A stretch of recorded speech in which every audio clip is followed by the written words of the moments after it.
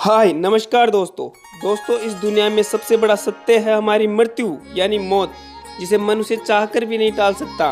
हमने देखा है कि जब भी कोई हिंदू धर्म में व्यक्ति इस दुनिया को छोड़ के जाता है तो उसके शव का अंतिम संस्कार या उसे जला दिया जाता है। लेकिन हमने कभी सोचा है कि जिस व्यक्ति का अंतिम संस्कार हो गया है तो उसकी मृत आत्मा के साथ साथ क्या क्या होता है। चलो दोस्तों, आज की वीडियो से हम जानेंगे इस आत्मा के साथ साथ आगे क्या होता है। दोस्तों, गरुड़ पुराण में बताया गया है कि मृत्यु के बाद यमराज के दो यमदूत इस आत्मा को 24 घंटों के लिए अपने साथ ले जाते हैं। इन 24 घंटों में इनके परिजन मृतक का अंतिम संस्कार व अन्य क्रम भी करते हैं। यमलोक में उसके द्वारा किए गए कर्मों को दिखाया जाता है। इन 24 घंटों में फिर इसके बाद उस आत्मा को वापस घर छोड़ देते हैं। उसके बाद आत्मा 13 दिनों या 12 दिनों तक आत्मा परिजनों के बीच में रहती है, यानी कि 13वीं तक आत्मा परिजन के साथ साथ रहती है। इन 13 दिनों के बाद आत्मा को वापस यमदूतों द्वारा यमलोक में ले जाते हैं। इसी बीच आत्मा को 3 अलग अलग मार्ग दिखाए जाते हैं। यह आत्मा किस मार्ग में जाएगी यह निश्चय उसके जीवन में किए गए कर्मों के अनुसार है। दोस्तों, पहला मार्ग देवलोक यानी स्वर्ग यात्रा, दूसरा पितृ की यात्रा, तीसरा नरक लोक। आत्मा अपने पुण्य व पाप को निर्धारित समय तक भोगने के बाद फिर से नया शरीर मिलता है। इतना ही नहीं, मृत्यु के बाद आत्मा को यमलोक के रास्ते में कई प्रकार की कठिनाइयों का सामना करना पड़ता है। इन्हीं बाधाओं में से एक है वैतरणी नदी, जो यमलोक के रास्ते में पड़ती है। ऐसा माना जाता है कि पुण्य आत्मा तो इस नदी को बड़ी आसानी से पार कर लेती है, लेकिन पापी आत्मा इस नदी में बुरी तरह से प्रताड़ित होती है। गरुड़ पुराण में बताया गया है कि पक्षीराज गरुड़ श्री हरि से पूछते हैं, प्रभु, मृत्यु लोक व यमलोक के बीच जो वैतरणी नदी है उससे जीव आत्मा का क्या संबंध है और उसे इस नदी में कैसी सजा मिलती है।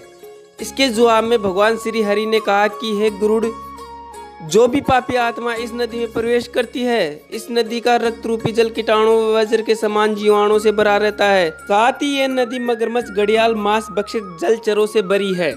नदी में जैसे ही पापी आत्मा का प्रवेश होता है तो नदी का पानी सूर्य के 12 गुना ताप से भी ज्यादा तपने लगती है। दोस्तों, जिसने अपने जीवन में पाप करे हैं उन्हें नरक भेजा जाता है और जो अच्छे कर्म करते हैं उन्हें स्वर्ग में भेजा जाता है। बुरे कर्म करने वालों को नरक में दंडित भी किया जाता है, वहीं अच्छे कर्म करने वालों को स्वर्ग में सुख समृद्धि के साथ रखते हैं।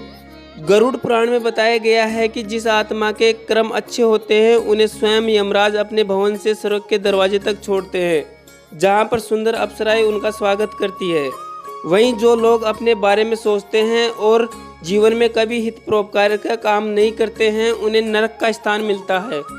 गरुड़ पुराण में अलग अलग नरकों का रूप भी बताया गया है, जहाँ मर्त आत्मा को पापों की सजा मिलती है। इनमें से एक नरक है अंधात्म तसरम। नरक के बारे में जिक्र है। इसमें वो पति पत्नी की आत्माएं आती है जो अपने साथी को लाभ व उपभोग की वस्तु ही समझते हैं। इस नरक में उनकी आत्माओं को मारा जाता है। यह सिलसिला तब तक चलता है जब तक उनका समय सीमा समाप्त नहीं होती और यह काफी तेज गति से चलता है। और दूसरा नरक आता है असितापत्रम नरक, जिसमें वो लोग आते हैं जो अपने कर्तव्यों से मुंह मोड़ते हैं या जिम्मेदारियों से भागते हैं। इन प्रकार की आत्माओं को इसी नरक में डालते हैं और इनको चाकों की नोक पर रखते हैं और तब तक रखते हैं जब तक कि बेहोश न हो जाए या इनकी समय सीमा समाप्त नहीं हो जाए। और तीसरा नरक आता है कलासूत्रम नरक। इसमें वे आत्माएं आती है जो कभी अपने जीवन में बड़ों का आदर ही नहीं करती है।